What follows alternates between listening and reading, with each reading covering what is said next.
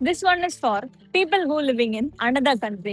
அவங்களோட 20ஸ்ல இந்த documents, visa, bank details, tax, accommodations, cultural டிஃபரன்சஸ்னு இவ்வளோத்தையும் ஹேண்டில் பண்ணிட்டு ஃபாரின் போறவங்களை பார்க்கும்போது இந்த டெம்ப்ளேட் தான் ஞாபகம் வரும். அந்த பையனுக்கு பயம் இல்ல. என்னதான் ஒரு பக்கம் எதுக்கு போனோன்றதே மறந்துட்டு சமைக்கிறதே ஒரு வேலையா வச்சிருந்தாலும், இன்னொரு பக்கம் அவங்க ஹேண்டில் பண்ற விஷயம் எவ்வளவு இருக்கு இல்லையா? அப்ராட் போய் படிக்கிறதுன்றது ரொம்பவே இவால்வ் ஆகியிருக்கு. 20 இயர்ஸ் முன்னாடி ஃபாரின் போனாலே அவன் செட்டில். ஆனா இப்போ அவன் அந்த கோர்ஸ் முடிக்கும் போது ஆஃபர் லெட்டர் அவங்க கையில இல்லைன்னா கஷ்டம் இல்ல. இங்க யூஜி படிக்கும் போது செமஸ்டருக்கு ஒரு நாள் முன்னாடி புக் எடுத்தவங்களாம் அங்க போய் ஆக்சுவலா உட்காந்து படிச்சாதான் அங்க இருக்கிறவங்களோட கம்பீட் பண்ண முடியும். அவங்களோட ரெகுலர் எக்ஸ்பென்சஸ் ஹேண்டில் பண்றதுக்கு பார்ட் டைம் ஜாப், பாத்திரம் கழுவுறது, மாப் போடுறது, வீட்டுல காசு கேட்க கஷ்டப்படுவாங்க இல்லையா?